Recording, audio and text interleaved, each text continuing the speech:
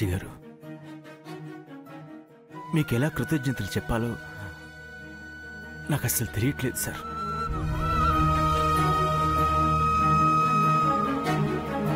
అమ్మకి ఆరోగ్యం బాగు చేయలేని అసమర్థుడిలా ఆత్మహత్య చేసుకోవాలనుకున్న నేను ఈరోజు అమ్మకి ఆపరేషన్ చేయించబోతున్నాను సార్. తన ఆరోగ్యం బాగు చేయబోతున్నాను.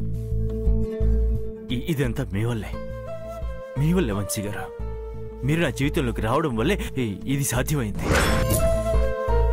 లేకపోతే అయ్యేది కాదు. చాలా థ్యాంక్స్ అండి. మీరు నాకు ఇస్తానన్న డబ్బు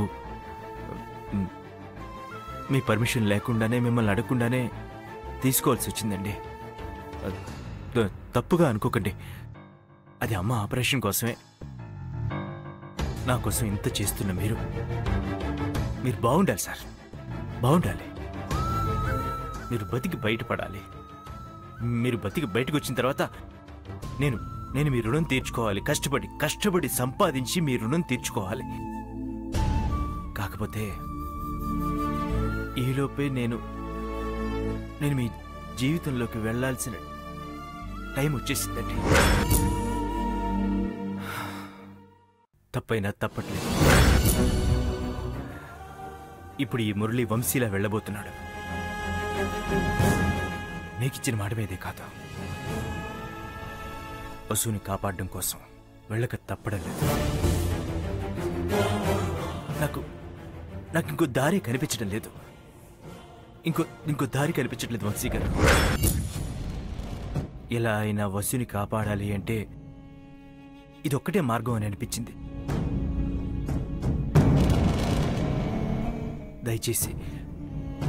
దయచేసి తప్పుగా అనుకోకండి. వసుని కాపాడాలి అంటే ఇదొక్కటే మార్గం.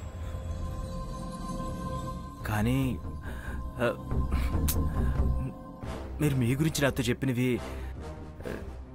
నేను మీలా ఉండటానికి, వంశీలా అక్కడికి వెళ్ళడానికి సరిపోండి. అందుకే నేను మీ గురించి ఇంకా తెలుసుకోవాలి, బాగా తెలుసుకోవాలి. తెలుసుకుంటాను వంశీ గారు.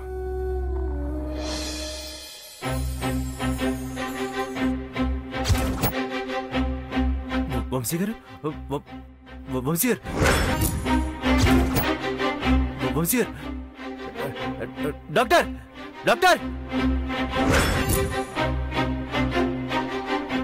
Doctor doctor doctor mister Murali, what happened? Vamshi గారి చేతి వేలు కథల్లో నేను చూశానండి.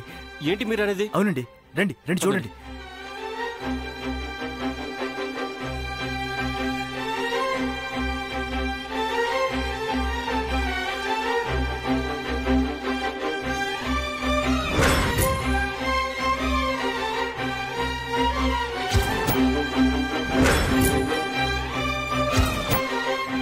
ఇప్పుడైతే ఎటువంటి మార్పు కనిపించట్లేదు. మజిల్ కంపల్షన్ వల్ల అలా జరిగిందా, లేకపోతే నిజంగా పేషెంట్లో కదలిక వచ్చిందా అనేది చూడాలి.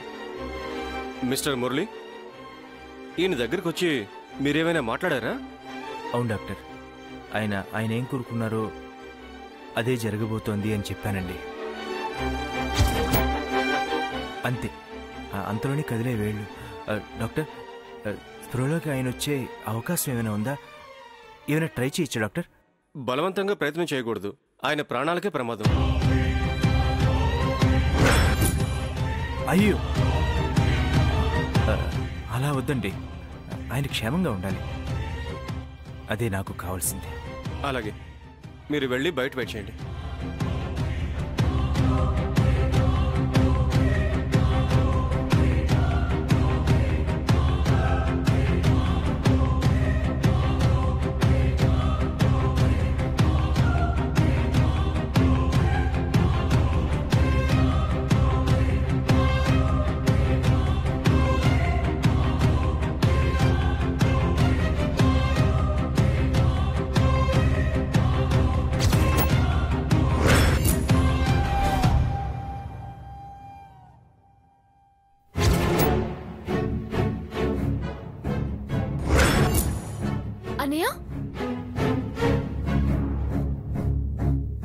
అన్నయ్య ఆ, ఆ, ఎక్కడికి వెళ్ళావు? అది ఇటు నుంచే అటువైపు వస్తున్నానమ్మా. ఇక్కడేం చేస్తున్నావు అన్నయ్య? ఆ, డాక్టర్ నీతో మాట్లాడాలన్నారు. అవునా? పద. ఆ. ఉమ్.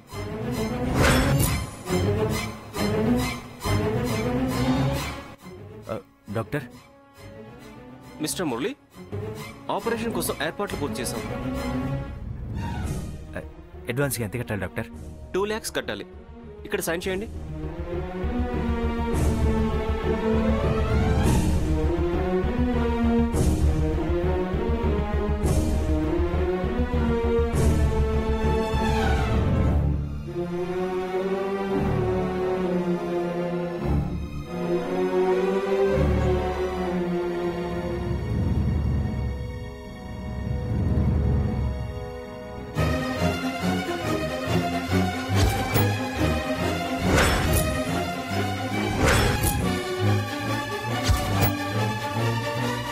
అన్నయ్య, ఈ మొబైల్ ఎక్కడిది?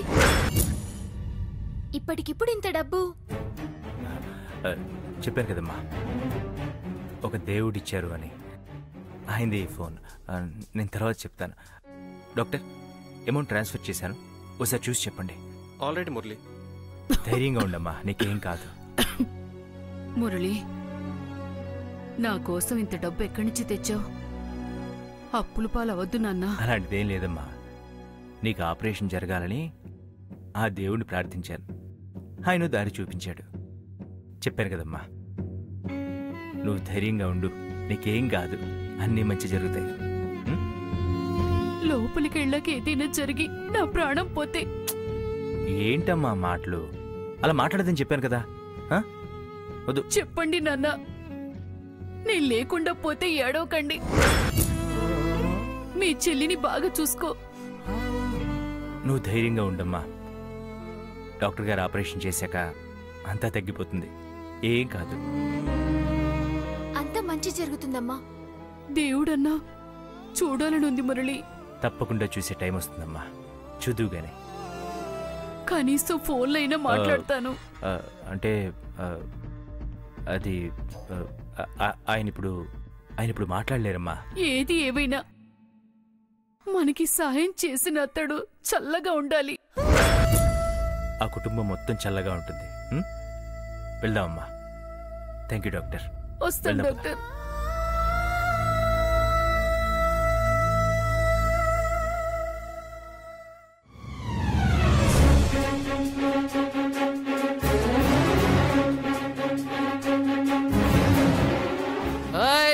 ఆగాగాగు. అబ్బాబ్బాబ్బాబ్బాబ్బా, ఆ జోగేంద్రగాడంటే నీకెంత మోజే?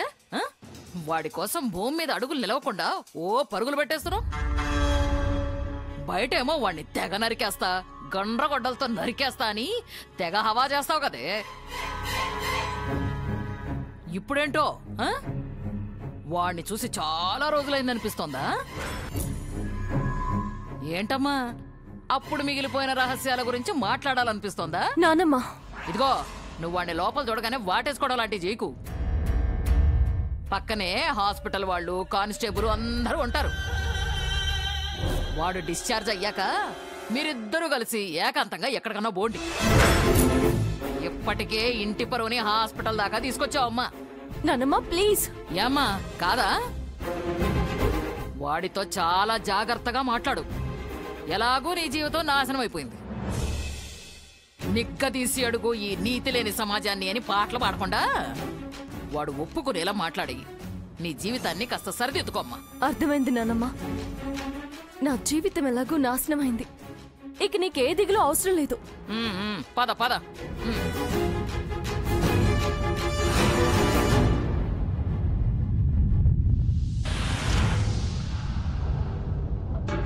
వసుంధరని పంపించమంటే ఈ కాంతం కూడా వస్తుందంటే?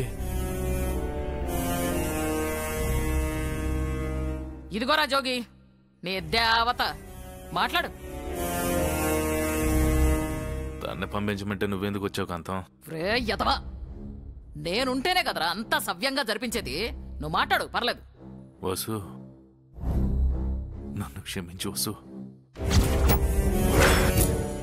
నాలాంటి దుర్మార్గుణ్ణి ఏడ్చేంత వరకు క్షమించు వసు. నీ కాళ్ళు పట్టుకున్నాను వసు. కండకవరం ఎక్కి మగాడన్న అహం పుట్టి ఎవరు ఏం చేయలేరని ధైర్యంతో తప్పు చేసి ఇప్పుడు ఆ అమ్మాయి కాలు పట్టుకొని క్షమాపణ కోరుతున్నావా? నిన్ను మాత్రం వదిలేది లేదురా, నీ డొక్క చించుతాం. అయ్యో, ఊరు తీసే ముందే నా క్షమాపణ కోరుకునేవ్వండి. ఎంతైనా తను నా మరదలు సారు. నాతో పెళ్లి నిశ్చయించుకున్న మనిషి. ఇవన్నీ మీకు తెలియవు. టీవీలో వచ్చింది మాత్రమే నమ్ముతారు. మీరు ఎలాంటి సార్, నేను మాట్లాడాలి. ఆల్రెడీ చెప్పాడు కదయ్యా మాట్లాడాలి అని. మీరు వెళ్ళండి. నువ్వు జీవితాన్ని పోగొట్టుకున్న ఆ అమ్మాయికి సపోర్టా, జీవితాన్ని నాశనం చేసిన వీడికి సపోర్టా? నాకు నేనే సపోర్ట్ అయ్యా. కోటప్పకొండ తిరణాల్లో రథం లాగుతారు చూడు, వాళ్ళకి సపోర్టు. నీకేంటయ్యా? వెళ్ళండి, ముందు వెళ్ళండి. వాసు, నీతో కొంచెం మాట్లాడాలి. వాళ్ళందరినీ బయటికి వెళ్ళమని చెప్పు. ఇంకేం మాట్లాడతావు? వాసు, నువ్వు ఇక్కడికి ఎందుకు వచ్చావో నీకు తెలుసు, నాకు తెలుసు. అందరికీ తెలిస్తే నీకే ప్రమాదం. అర్థం చేసుకో.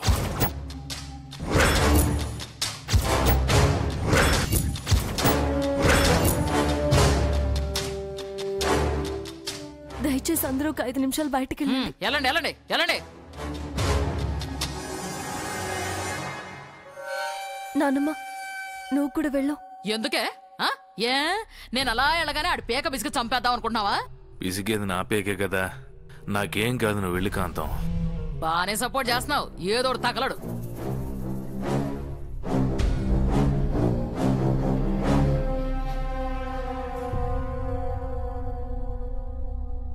జోగి, నిన్న రోజు చంపకుండా ఎందుకు వదిలేశానో తెలుసా? నువ్వు పూర్తి స్పృహలో ఉన్నప్పుడు నీకు తెలిసేలా చంపుదామనుకున్నాను. కానీ ఇప్పుడు నిన్ను చట్టం శిక్షిస్తుంది. నేను చేయని తప్పుకు నా జీవితాన్ని నాశనం చేశావు. ఇప్పుడు నువ్వేం చేయాలనుకున్నా జరగదు. వసు, ఇలాంటి మాటలు అందరి ముందు అంటే బాగుంటుంది, కానీ నా ముందు కాదా? నువ్వెలాగూ ప్రపంచం దృష్టిలో నా జీవితాన్ని నాశనం చేశావు. ఇంకా ఏం చేయాలి?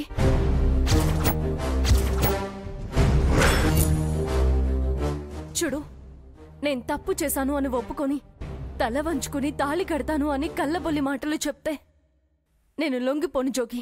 వసు, నిజంగా ఆ తప్పు నీకు జరుగుంటే నువ్వు ఒప్పుకున్నదనా కదా?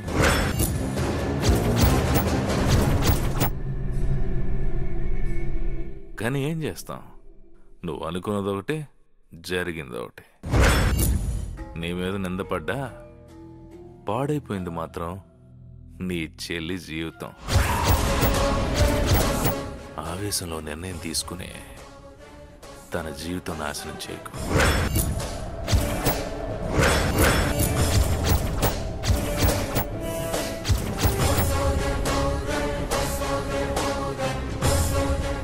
చూడు వసు, ఆ రోజు తాగిన మైకంలో వచ్చి తప్పు చేయాలనుకున్నాను, కానీ అదుపు తప్పి ఈ ఘోరానికి పాల్పడ్డాను. ఇలా చేసింది నిన్ను దక్కించుకోవడానికి మాత్రమే. ఇప్పుడు నువ్వు ప్రపంచం దృష్టిలో చెడిపోయిందని. నేను టీవీ ముందుకెళ్ళి నిజం చెప్తే నీ చెల్లి జీవితం నాశనం అయిపోతుంది. మా అయితే నన్ను ఉరి తీస్తారు, అది రేపు పేపర్లో వస్తుంది, ఇల్లును మర్చిపోతా. కానీ జరిగిన తప్పుకి నీ చెల్లెలికి ఫలితం కనిపిస్తుంది. అందరికంటే ముందు నిజం తనకే తెలుస్తుంది. ఆలస్యం చేయకుండా ఎవ్వరికీ చెప్పకుండా ఏ నుయ్యిలోనో గొయ్యిలోనో దూకి చేస్తుంది. నాలాంటి వాడు చొక్కా లేకుండా తిరిగినా వాడు సిగ్గులేని వెధవ అంటారు వాసు. అమ్మాయి తోడు లేకుండా తిరిగితే ఏమంటారు వాసు? ఇప్పుడైనా ఆలోచించు. నేను దుర్మార్గుణ్ణే. నువ్వు ఇప్పుడు అపర కాళికాదేవి. నన్ను వధించలేవు వాసు, నీకు అవకాశం లేదు. నేను నీ మెళ్ళ తాళి కట్టాలి, నీ చెల్లెల మీద పడిన నింద పోవాలి. ఓ, వెంటనే వెళ్ళి పోలీసులకు చెప్పి నన్ను విడిపించు. అర్థం చేసుకో. నేను బయటకు వచ్చాక మన ఇద్దరి భవిష్యత్తు గురించి ఆలోచిద్దాం.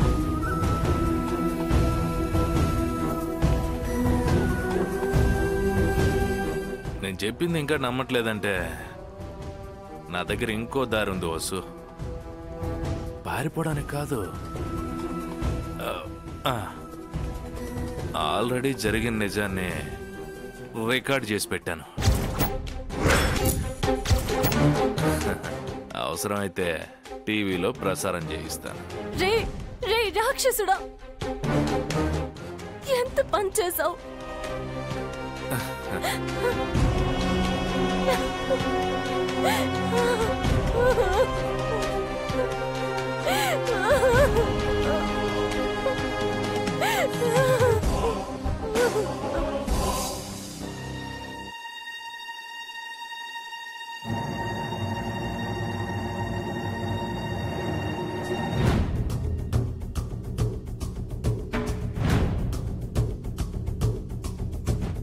చాలా థ్యాంక్స్ వసు. నా శత్రువు నాకు చూపించావు. ఇంకా వాడు బ్రతికుండడు.